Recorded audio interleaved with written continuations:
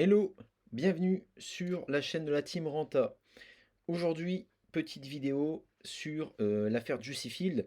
Alors, petit rappel des faits, j'avais sorti une vidéo au mois de janvier avec une petite enquête que j'avais effectuée, que tu vas retrouver donc directement sur ma chaîne, où j'expliquais que le montage de la société de Juicy était un petit peu incohérente en fonction des rendements qu'elle annonçait et surtout par rapport à l'écosystème qui me paraissait délirant par rapport à ses concurrents. Également, un petit peu un montage financier complètement nébuleux. Hem et donc, malheureusement pour les investisseurs, j'ai eu raison sur ce point-là puisque Juicy a scam. Nous sommes le 16 juillet. Depuis plusieurs jours, il y a des choses qui arrivent et là, c'est officiel, c'est terminé. Heu et donc, je voulais faire un petit peu le point sur cette affaire et notamment revenir à partager avec vous un article qui a été publié tout récemment. Donc, je vais vous mettre dans le descriptif de la vidéo le lien vers la vidéo, la première enquête que j'avais effectuée il y a 6 mois. Et ensuite, je vous mettrai également le lien de l'article. Alors, voilà. Alors, on est sur un article qui est tout récent, d'accord. Donc, le projet d'investissement dans le cannabis du Suisse s'effondre, laissant des milliers d'investisseurs piégés. Un cabinet d'avocats vénézuélien et une société pharmaceutique allemande ont publié une déclaration similaire sur leur site web mercredi dernier. Ils ont affirmé qu'ils n'avaient rien à voir avec Juicifil, un système pyramidal d'investissement dans le cannabis qui garantissait des rendements jusqu'à 66% de ses clients en seulement 3 mois. Alors, petite parenthèse, sur le groupe Telegram, j'avais également insisté sur le fait que euh, j'avais interrogé beaucoup de personnes chez Juicy et tout le monde avait gagné de l'argent. J'ai pas trouvé un seul client qui avait perdu de l'argent. Et donc, c'est ce qui avait aussi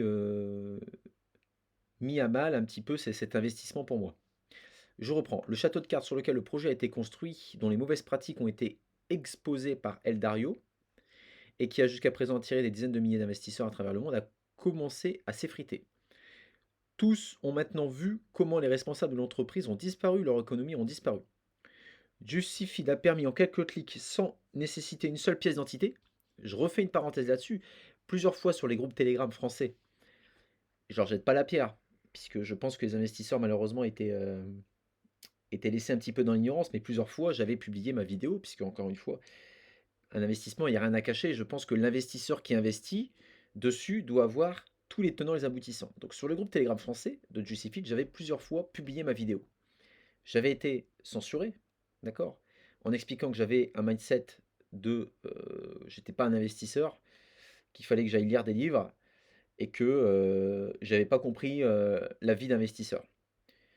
Le problème, c'est que cette minorité qui protégeait pour ne pas avertir les investisseurs sur ce groupe-là, au final, sont quand même, je pense, un petit peu complices. Tu peux croire en un projet, tu peux te faire scam, mais enlever les preuves ou enlever un point de vue donné par une autre personne, quand mon point de vue, en tout cas, il est fondé sur des choses réelles, là, tu deviens un petit peu complice de ce scam. Et puisque tu mets ton investisseur dans une position où tout est beau, tout est rose, et puis quand ça scam, j'ai quand même vu des choses des personnes qui ont dit, ces mêmes personnes, il y a un mois, disaient Juicy, c'est hyper safe, c'est un livret A, et ces mêmes personnes-là ont dit sur les groupes Telegram, ouais, mais les gars, faut investir de l'argent que vous êtes prêts à perdre. J'hallucine quand même le double face. C'est-à-dire qu'à un moment donné, soit tu as un discours cohérent, c'est hyper safe, il y a machin, etc. Donc il n'y a pas de problème. Moi j'estime que la bourse reste safe, l'immobilier reste safe, tout ce qui sort en dehors n'est pas safe. Que ça soit dans le trading ou des choses comme ça, il y a toujours un risque. Bref, et j'avais bien expliqué, puisque sur le site il le parle, que on pouvait investir sans demander une seule pièce d'identité. Et j'avais remis un accent, c'était il y a 2 mois, où j'avais expliqué, je fais: «Écoutez, aujourd'hui, on a la loi, Tracfin en France, mais il y a une loi européenne qui est assez claire». Ça, j'avais expliqué au modérateur qui n'a pas fait entendre à sa communauté. Qui qui est une loi qui doit permettre et qui doit, justement juger de la provenance des fonds pour éviter tout ce qui est, on va dire, financement, blanchiment d'argent, d'accord? Et entreprise terrorisme, tout ce qui est lié au terrorisme. Donc j'avais expliqué que moi-même, j'avais investi en janvier, comme j'avais dit dans ma vidéo, j'avais fait un tour de table. J'avais investi en janvier, j'avais retiré en avril et j'avais pas réinvesti parce que je pense que le timing était plus bon. Retard de bilan qui devait sortir, il a été retardé, d'accord? Je pense que le bilan, on aurait appris beaucoup de choses et qu'il n'y avait pas d'écosystème derrière. Et donc au mois d'avril-mai, je mets en garde justement. Je leur dis, écoutez les gars, faites très attention. J'ai déposé en virement bancaire, je viens de récupérer en crypto. C'est pas légal. Pour une entreprise qui est sur le sol européen, d'accord? Chaque centime doit être récupéré de la même manière que le dépôt. OK? Et le cas ici doit être obligatoire. C'est la loi, elle est comme ça. Donc je leur ai dit, écoutez, même si votre entreprise est viable, elle se met hors la loi. Et si elle se met hors la loi, elle va se faire geler les fonds. C'est pas possible autrement. C'est-à-dire que moi, si je veux blanchir mon argent, je passais par la plateforme de Juicy, d'accord? Et je ressortais sur un autre compte. Pas de cas ici, voilà. Donc forcément, je veux dire, pas de cas ici, pas de suivi de compte, ce qu'on appelle la loi française, c'est la loi Tracfin, donc la loi européenne, je ne l'ai plus, mais c'est le même système. Et donc, ce qui veut dire qu'il n'y avait pas d'audit, puisque dès lors que tu manipules les fonds de tiers investisseurs, tu dois être audité pour voir si tu respectes bien la loi. Dès lors qu'on ne t'oblige pas, ou que tu n'obliges pas ton client à récupérer ton argent de la même manière qu'il a déposé, tu n'es pas audité. Et donc, si tu n'es pas audité, tu n'as aucune sécurité sur ton argent. J'avais mis en garde au mois d'avril-mai les, euh, les modérateurs des groupes Telegram. Ils m'ont banni, ces gamins d'une vingtaine d'années, ils m'ont fait la morale. Donc aujourd'hui, ces gens-là, pour moi, puisque nous sommes au mois de juillet, ces gens-là ont continué d'alimenter le château de cartes. Et ils ont leur part de responsabilité. Parce qu'ils ont occulté des informations euh, qui étaient justement où ils avaient connaissance de ces informations et ils ont fait exprès de les supprimer de leur groupe Telegram pour continuer à récupérer des nouveaux filleuls. D'accord? Parenthèse fermée. L'investissement aurait été destiné à la culture de plants de marijuana dans des entreprises légalement autorisées. Après 108 jours, le plant a été récolté, vendu et l'argent investi a été remboursé avec des intérêts allant de 33 à 66%. L'entreprise a travaillé pendant des années à apporter des bénéfices aux investisseurs malgré le fait que des divers experts avaient averti qu'il pourrait s'agir d'un système pyramidal. L'annonce publiée par un cabinet avocat et une société pharmaceutique a été le début de plusieurs jours frénétiques, alors que les investisseurs regardaient en direct l'effondrement du projet et que les dirigeants et les travailleurs de l'entreprise tentaient de disparaître. Lundi, les investisseurs ont reçu une déclaration dans laquelle ils assurent que certains des travailleurs sont en grève. Les retraits en espèces ont ensuite été gelés. Ils ont garanti que la suspension n'allait durer que 48 heures. Mercredi, donc là ça a été un petit peu, voilà, fallait se douter. Mercredi, tous les réseaux sociaux de Juicyfil ont été supprimés, ainsi que les groupes Telegram, animés par des salariés de l'entreprise, où se trouvaient tous les investisseurs. Le PDG William van der Merwe a démissionné jeudi après moins de 2 mois de mandat. Quelques heures plus tard, l'alarme finale retentit, les investisseurs ne pouvant plus accéder à leur compte personnel en ligne, qui affiche le solde dont dispose chaque investisseur et le statut de ses usines. Des dizaines de clients consultés s'accordent sur la même crainte. Ils voient tous l'émergence d'une arnaque à la sortie qui serait la fin de l'arnaque qui s'enfuit avec tout l'argent. Les pertes sont capitalisées, ils s'élèvent à des millions d'euros. Alors, je pense en toute franchise que ça s'élève à des centaines de millions d'euros, qu'on soit bien clair. Encore une fois, j'avais précisé, confier autant d'argent à une société où il n'y a pas de régulation proprement dite, c'est-à-dire qu'on n'a pas de régulation, d'accord? On n'a pas de compte audité, on n'avait pas de cas ici, c'était hyper dangereux en fait, hein. C'était hyper dangereux puisque il parle de plusieurs millions d'euros. Moi, je vous dis honnêtement, ils avaient enregistré 500 000 utilisateurs. Au vu de la communauté française, juste la communauté française, je pense qu'on est sur plusieurs centaines de millions d'euros, hein. Alors, certaines des parties concernées ont expliqué lors d'un appel téléphonique cette semaine avoir investi plus de 50 000 euros dans cette plateforme. D'autres, comme Juan, qui demande à ne pas être nommé, ont affirmé avoir même demandé un prêt pour investir dans Juicifil. Ah, ça, c'est. Faut jamais faire ça, les amis, hein. Ne faites qu'un prêt pour acheter de l'IMO, hein.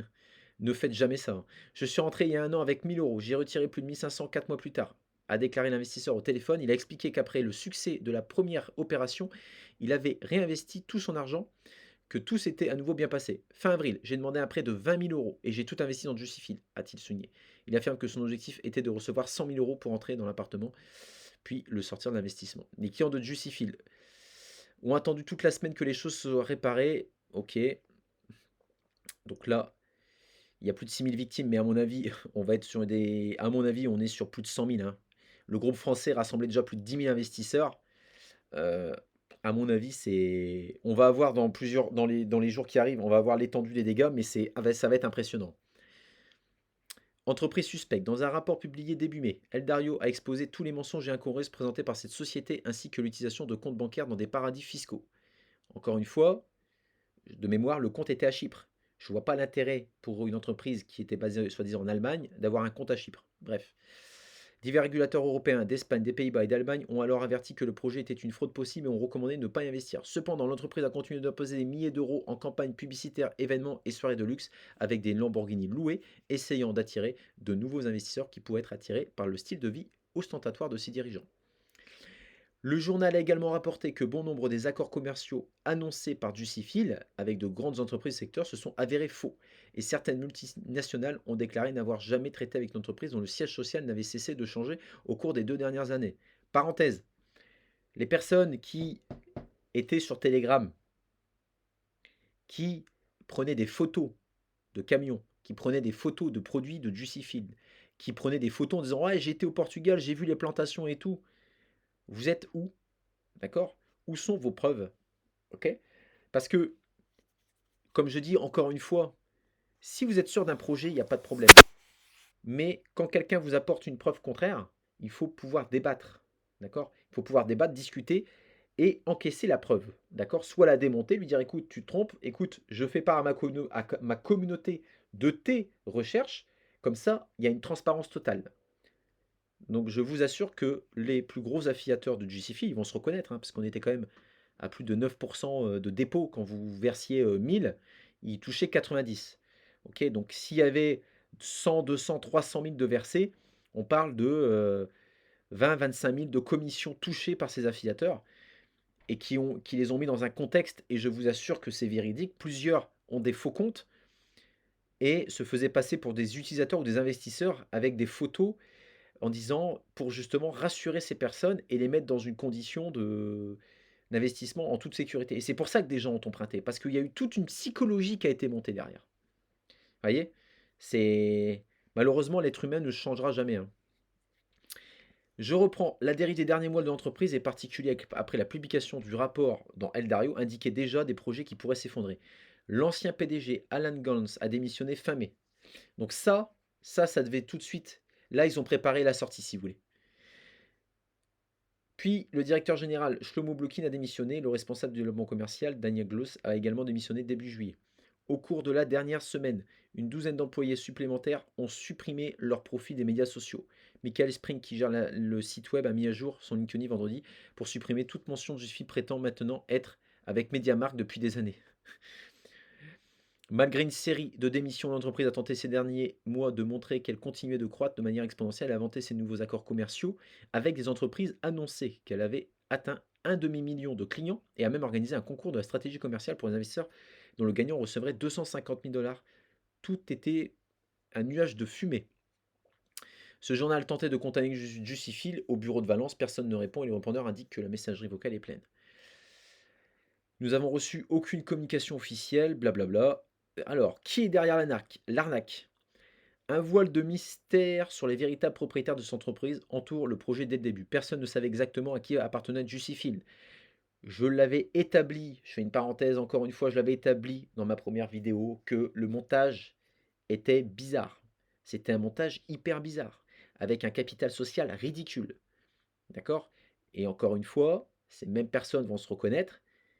Encore une fois, ces mêmes personnes m'ont censuré sur leur groupe, très clairement. Moi, personnellement, j'ai ma conscience pour moi. Je vous avais expliqué mon plan, je rentre, je sors, point barre.